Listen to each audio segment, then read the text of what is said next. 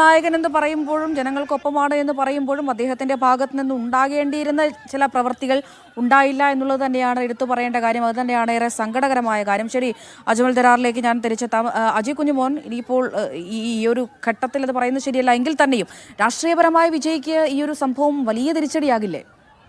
അമൃത സൂചിപ്പിച്ച ചോദ്യം ഇപ്പോൾ ഈ അവസരത്തിൽ ഏറ്റവും പുതിയതായി ലഭിക്കുന്ന ഒരു വിവരം കൂടി ഞാൻ അമൃതയുടെ ശ്രദ്ധയിൽ നിന്ന് പെടുത്തുകയാണ്. അതായത് BJPയും കോൺഗ്രസും CPMും തമിഴ്നാട് ഘടകങ്ങളാണ്. അവർ ഈ വിജയെ അറസ്റ്റ് ചെയ്യണമെന്നും വിജയ്ക്കെതിരെ മദ്രാസ് ഹൈക്കോടതി സ്വമേധയാ കേസ് എടുക്കണമെന്നുമുള്ള ഒരു പ്രസ്താവന ഇപ്പോൾ അവർ പുറപ്പെടുവിച്ചിട്ടുണ്ട്. അതായത് തമിഴ്നാട് BJP വിജയ്ക്കെതിരെ കേസെടുക്കണമെന്ന് ആവശ്യപ്പെടുന്നു. കോൺഗ്രസ് DMK ആവശ്യപ്പെടുന്നത് മദ്രാസ് ഹൈക്കോടതി സ്വമേധയാ വിജയ്ക്ക് എതിരെ കോടതിയലക്ഷ്യ നടപടിയെടുക്കണം, കേസെടുക്കണമെന്ന് DMK ആവശ്യപ്പെടുന്നു. കോൺഗ്രസും CPMും തമിഴ്നാട് ഘടകം കോൺഗ്രസും CPMും ആവശ്യപ്പെടുന്നത് വിജയെ അറസ്റ്റ് ചെയ്യണമെന്നുള്ള ഒരു ആവശ്യം ഇപ്പോൾ ഈ പാർട്ടികൾ മുന്നോട്ട് വച്ചിട്ടുണ്ട്. അമൃത സൂചിപ്പിച്ചതുപോലെ തന്നെ ഈ തമിഴ്നാട് രാഷ്ട്രീയത്തിൽ ഒരു സൂപ്പർ സ്റ്റാറായി മാറുക, MGRനെ പോലെയും ഒപ്പം തന്നെ ജയലളിതയെ പോലെയും ഒപ്പം തന്നെ കരുണാനിധിയെ പോലെ ഒക്കെ ഒരു താരമൂല്യം ഉള്ള ഒരു നടൻ മുഖ്യമന്ത്രി കസാര മോഹിച്ചുകൊണ്ട് രാഷ്ട്രീയത്തിലേക്ക് ജനാധിപത്യത്തിലേക്ക് കടന്നു വരണമെന്ന ആഗ്രഹമായി മുഖ്യമന്ത്രി കസാരയൊക്കെ സ്വപ്നം കണ്ടുകൊണ്ട് മന്ത്രിക്കുപ്പായമൊക്കെ സ്വപ്നം കണ്ടുകൊണ്ട് ഇറങ്ങിയ ഒരാളാണ് വിജയ്. അതായിരുന്നു അദ്ദേഹത്തിൻ്റെ ലക്ഷ്യവും. അദ്ദേഹത്തിൻ്റെ പ്രസംഗങ്ങളിൽ നിന്നൊക്കെ തന്നെയും നമുക്കത് വ്യക്തമായ കാര്യങ്ങളാണ്. അപ്പോൾ അത്തരത്തിൽ പ്രസംഗങ്ങൾ നടത്തി ജനങ്ങൾക്ക് വേണ്ടി വാഗ്ദാനങ്ങൾ നടത്തിക്കൊണ്ടിരുന്ന വിജയെ സംബന്ധിച്ചിടത്തോളം അദ്ദേഹത്തിൻ്റെ ദിനം ഒരു കറുത്ത ദിനമായി അദ്ദേഹത്തിൻ്റെ ചരിത്രത്തിൽ ഈ ദിവസം രേഖപ്പെടുത്തുമെന്നുള്ള കാര്യത്തിൽ യാതൊരു സംശയവുമില്ല. കാരണം കോടതി അലക്ഷ്യ നടപടി വരുമെന്നുള്ള കാര്യത്തിൽ യാതൊരു സംശയവുമില്ല. പ്രത്യേകിച്ച് ഹൈക്കോടതി ഉത്തരവിൻ്റെ കോടതി ലക്ഷ്യമാണ് ഉണ്ടായിരിക്കുന്നത്. അതുകൊണ്ട് തന്നെ അദ്ദേഹത്തിനെതിരെ കൂടുതൽ നടപടിക്ക് സാധ്യതയുണ്ട്. വിജയെ അറസ്റ്റ് ചെയ്യണമെന്ന് പ്രതിപക്ഷമൊക്കെ അടക്കം പറയുന്നു. അമൃത നേരത്തെ സൂചിപ്പിച്ചതുപോലെ തന്നെ തമിഴ്നാട് രാഷ്ട്രീയത്തെ സംബന്ധിച്ചിടത്തോളം DMKക്കും BJPക്കുമെതിരെ ഏറ്റവും തലത്തിൽ അഴിമതി ആരോപണങ്ങൾ മാത്രമല്ല പരോക്ഷമായിട്ടുള്ള വിമർശനങ്ങളൊക്കെ ഉന്നയിക്കുന്ന ഒരു സാഹചര്യമായിരുന്നു വിജയുടെ പ്രസംഗത്തിൽ ഉടനീളം കണ്ടത്. അവർ തന്നെ ഇപ്പോൾ തിരിച്ച് വിജയ്ക്കും എതിരെ രംഗത്ത് വരുന്ന സമീപനമാണ് ഉണ്ടായിരിക്കുന്നത്.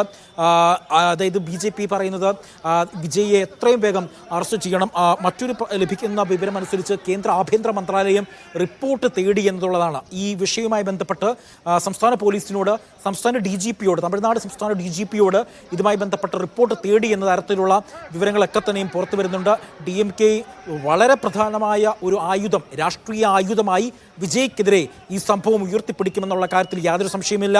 വിജയ്ക്കെതിരെ ഒറ്റക്കെട്ടായി തമിഴ്നാട്ടിലെ രാഷ്ട്രീയ പാർട്ടികൾ വരുന്നു എന്നുള്ളതാണ് എടുത്തു പറയേണ്ടത്. കാരണം ഈ വിജയ് മറ്റു രാഷ്ട്രീയ പാർട്ടികളോട് ഒന്നും തന്നെയും ഒരു കൊളാബ് അല്ലെങ്കിൽ ഒരു ഐക്യം ഉണ്ടായിരുന്ന ആളുകളല്ല.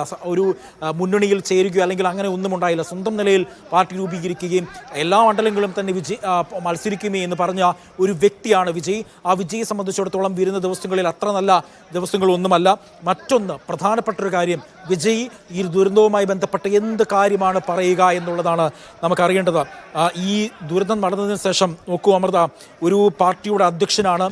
ഈ തന്നെ കാണാൻ വന്ന ആളുകൾക്കാണ് ഈ അപകടം സംഭവിച്ചിരിക്കുന്നത്. സ്വാഭാവികമായും ആ ജനനേതാവ് അവിടെ നടന്ന് ഈ ഏകോപനം, രക്ഷാപ്രവർത്തനത്തിൻ്റെ ഏകോപനമൊക്കെ നടത്തേണ്ടതാണ്. പക്ഷേ തമിഴ്നാട് മാധ്യമങ്ങൾ റിപ്പോർട്ട് ചെയ്യുന്നത് അനുസരിച്ച് ഈ വിജയ് ഈ സംഭവ സ്ഥലത്ത് നിന്നും ചെന്നൈയിലേക്ക് മടങ്ങാനുള്ള ശ്രമമാണ് ഇപ്പോൾ നടത്തിക്കൊണ്ടിരിക്കുന്നത് എന്നുള്ളതാണ് ഇപ്പോൾ തമിഴ്നാട് മാധ്യമങ്ങൾ അറിയുന്നത്. വിജയ് ഇപ്പോൾ തിരുച്ചിറപ്പള്ളി വിമാനത്താവളത്തിലാണുള്ളത്.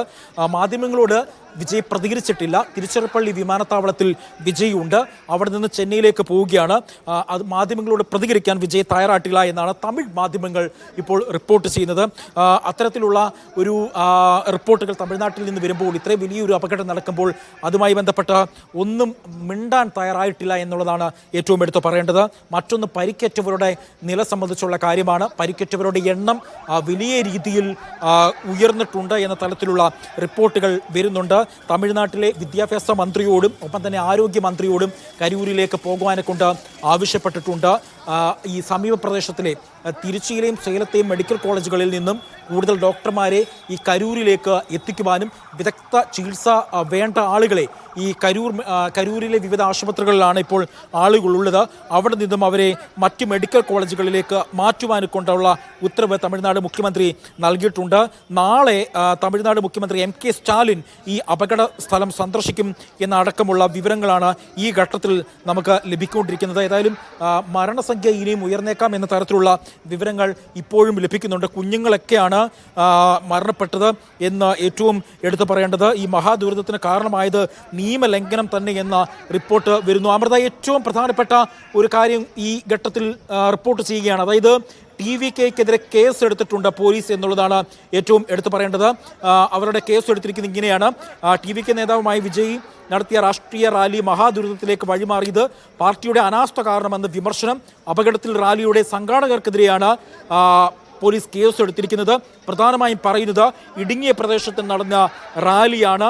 10,000-കണക്കിന് ആളുകളെ പ്രതീക്ഷിച്ച റാലിയിൽ 2.5 ലക്ഷത്തോളം ആളുകൾ അവിടേക്ക് എത്തി എന്നുള്ള റിപ്പോർട്ടുകളാണ് തമിഴ് മാധ്യമങ്ങൾ ഇപ്പോൾ റിപ്പോർട്ട് ചെയ്യുന്നത്. ഈ വേദിയെ ചൊല്ലിയും വിവാദം ശക്തമായി തന്നെ ഉണ്ട്.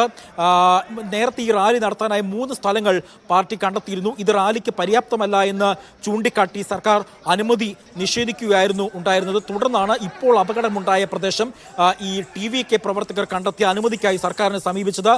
10,000-കണക്കിന് ആളുകളെ